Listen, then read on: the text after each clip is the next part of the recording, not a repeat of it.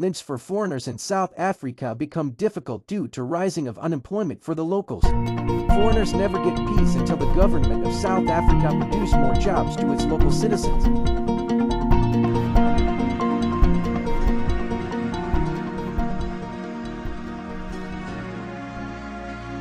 Good evening, I'm Ivy Smithy. Tonight we report on a growing wave of anti-foreigner sentiment, sparked by calls from public figures and government officials, urging South Africans to stop renting to Zimbabweans and other migrants.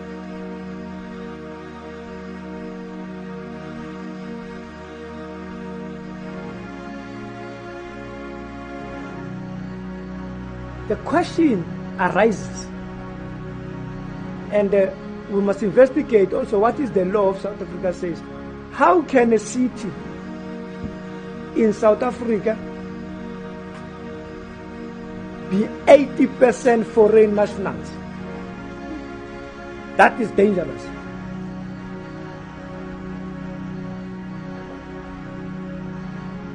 That in Hillbrow and the surrounding areas,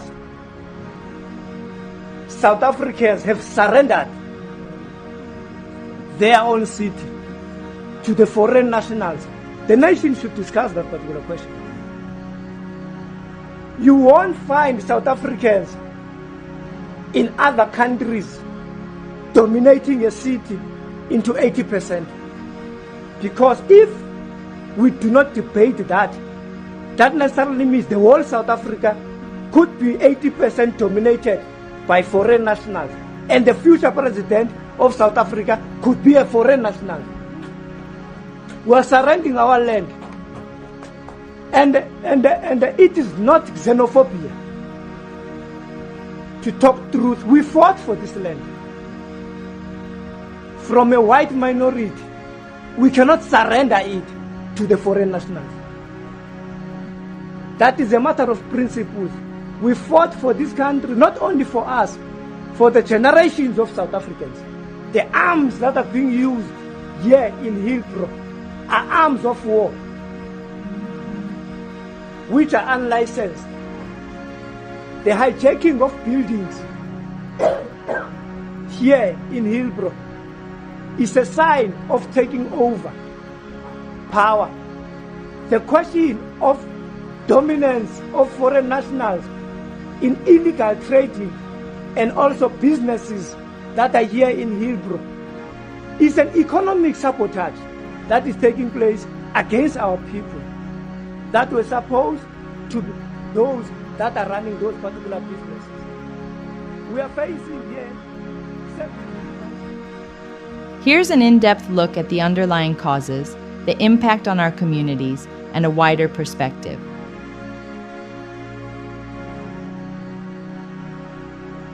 We'll just go through some of the major reasons why South Africans want to send these foreigners out of their land. But obviously on top of the list is the issue of unemployment. High unemployment. With unemployment above 30%, many South Africans blame undocumented migrants for taking limited jobs. 16, 17, 18, 19, 20, 21, 22. Hey, you don't try to run away, you. 23, 24, 25, 26, 27, 28, 29, 30, 31, 32, 33, 34, 35, 36, 37, 38, 39, 40, 41, 42, 43, 44, 45, 46, 47, 48, 49, 50, 51, 52, 53, 54, 54, 55, 56, 57. Wait, ma'am, we're still talking. Hold on. Yeah, ma'am. What's Eswatini? Oh, Yeah. what's Eswatini? What's the members of the Where's the big boss? Big boss. Boss. So this is the big boss, the owner of this company that hires more than 60 illegal immigrants. It doesn't even have one. He claims he has one South African, but we don't even see that South African. So today, Baba, you are going to be counted. You're going to sleep in a cell. Ne? And today, I'm going to Passport expired. You left it at home. Work permit? You don't have work permit. Where are you from? Where are you from? Passport expired. Where are you from? Malawi. South African. Where are you from? Passport valid. Where's the work permit? You don't have. Where are you from? You have a passport expired and still no work permit. Passport expired, no work permit. Yes, Chief? Where? Work permit? Passport expired. Wonderful. Yes, Chief? Passport? Yes, Chief, where are you from? No passport. No passport? From Zimbabwe also. Malawi. You don't have passport. Wonderful. Yes, Chief? Passport? Jeff Fontaine. Work permit? Is the passport expired or not? It's not expired. When is it expiring? You only don't have a work permit. Fantabulous. Yes, Chief? Passport? Valid. Work permit? Fantabulous. Listen to me, my good people. You shall follow me. I am the way. Follow me, except you. Come with me, my good people. Come.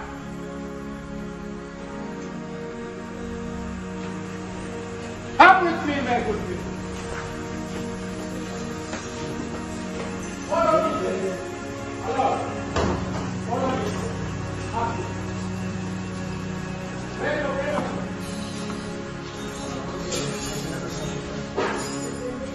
How are you? What's your position? And the other reason is pressure on public services. Xenophobic groups argue that migrants strain health clinics and schools, limiting resources for citizens. Aibo guys, a Zimbabwean woman crossed the border to give birth in South Africa, scored herself 17.2 million rand. Here's how it happened. Yeah? This lady, she was in Zimbabwe pregnant, and then after being pregnant, doing her follow-ups in Zimbabwe, she found out or the doctors in Zimbabwe, this was found by Dr. Popira Mutuba when she was doing an investigation. The doctors in Zimbabwe, they knew that this woman has complications on her pregnancy. So those doctors, they told the woman to seek extra medical help in South Africa. So when this woman came to South Africa, she gave birth, and then during her process of giving birth, there was some mistake that happened. Obviously, the doctors in South Africa, they didn't know the complications that this woman had because of she was not doing normal follow-ups in South Africa. So when she gave birth, the child was born with cerebral palsy.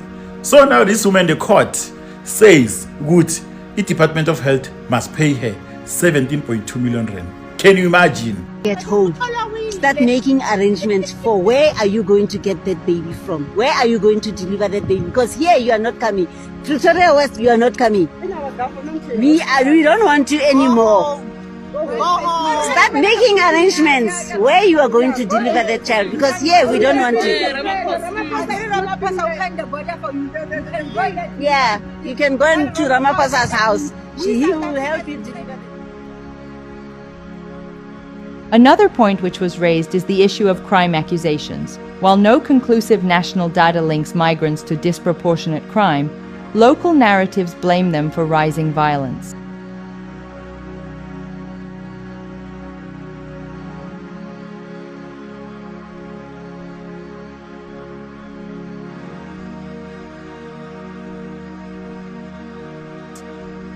The other reason which I find interesting when I go through them is the issue of homestead occupancy allegations.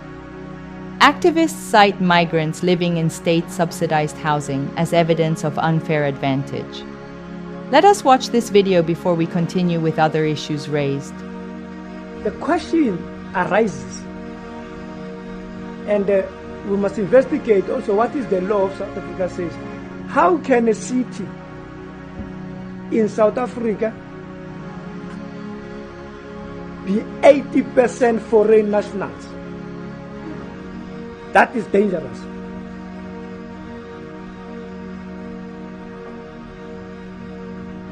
that in Hillbrow and the surrounding areas, South Africans have surrendered their own city to the foreign nationals. The nation should discuss that particular question. You won't find South Africans in other countries dominating a city into 80%. Because if we do not debate that, that necessarily means the whole South Africa could be 80% dominated by foreign nationals. And the future president of South Africa could be a foreign national. We are surrendering our land. And it is not xenophobia. To talk truth, we fought for this land. From a white minority, we cannot surrender it to the foreign national.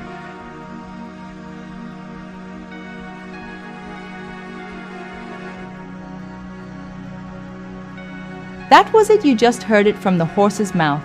What do you think about this? Share your thoughts in the comment section as we proceed with the matter. Economic strain, operating migrant-run businesses, often seen as undercutting locals, is fueling resentment. Inflammatory political rhetoric, groups like Operation Dudula and figures such as Bengu have stoked tension with anti-migrant messaging. Populist mobilizing, movements frame migration as a national threat from outside, rallying disaffected citizens. Inside. But the country's police minister insists the attacks aren't racially motivated, rather the work of opportunists. For me, it's pure criminality, people looting and all that, and using that as a xenophobia. But for now, there is nothing that has sparked any form of this conflict between South Africans and the foreign nationals. So we're dealing with criminality rather than xenophobia at the present moment. His girlfriend died in the flames.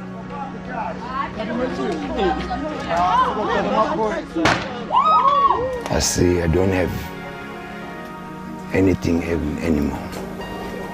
I lost my girlfriend, I lost the house, I lost my container, I lost everything. So I was telling myself that let me die. But the Greek community take me outside. They say no, don't go there. So I survived. The incident was just one of the 139 documented shop lootings in South Africa in 2018, motivated by xenophobia. Every month in townships like White City near Johannesburg, African-born foreigners are victims of violent hate crimes. Many locals think they are responsible for low wages and job losses. We meet a xenophobic gang who often target foreign-owned stores. Its leader calls himself Gaddafi. To him, foreigners are not just easy targets, he holds them responsible for his own misery. You go to Johannesburg right now, every corner you go to, it's a foreign person that's working. That foreign person where he's working, it's a job for a South African who was supposed to be working there. South Africans now, they are dependent on grant money and money from government. It's not that people, they don't want to work. The people, they want to work, but there are no jobs there because the foreigners, they are taking our jobs. So obviously we are gonna rob them. This neighborhood is controlled by gangs. Even the police don't dare enter the slum, which is built on top of a dump. Only drugs help make the residents' lives more bearable. They project their frustrations onto foreigners who they believe are better off. I have to do this thing. If I don't do it, then my family will suffer and my gang will not eat. You see how many troops and soldiers I have. My soldiers must eat. They must smoke, my soldiers. So what will my soldiers smoke if I don't have anything? We start doing it, we pray. We'll eat you alive, my friend, and we'll pray to the Lord to forgive us because He knows we don't have jobs. Historical precedents, repeated outbreaks of xenophobic violence in 2008, 2015, and 2019 reinforce and validate new waves of hostility. Diplomatic strains. neighboring countries have retaliated against xenophobic episodes, fueling nationalistic fear. Perception of legal overreach, inconsistent border control and permit failures generate frustration that migrants are allowed in, but locals suffer. These are some of the reasons mentioned and which are the base for driving anti-foreigner sentiment in South Africa.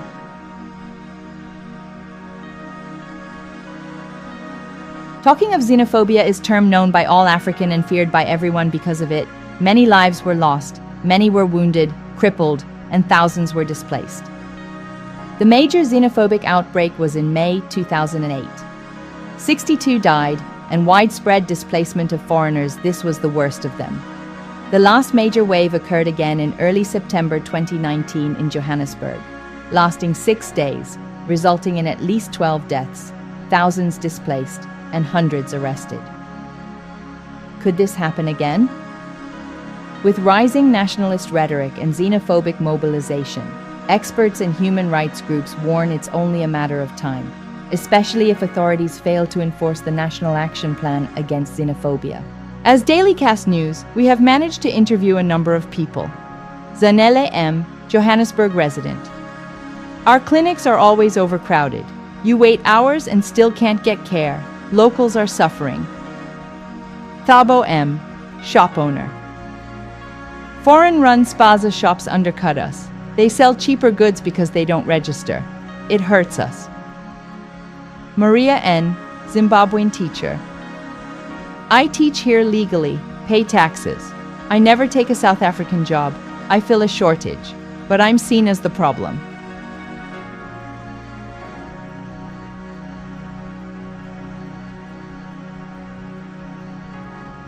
South Africans cite perceived pressures on jobs, services, and safety, despite limited evidence linking migrants to these issues as drivers of xenophobia. Successive waves of violence, from 2008 through 2019, underscore the recurring risk. As protests grow louder, the government's response will be the crucial factor determining whether history painfully repeats itself. In the face of growing tension, one truth remains clear. A nation divided against itself cannot prosper.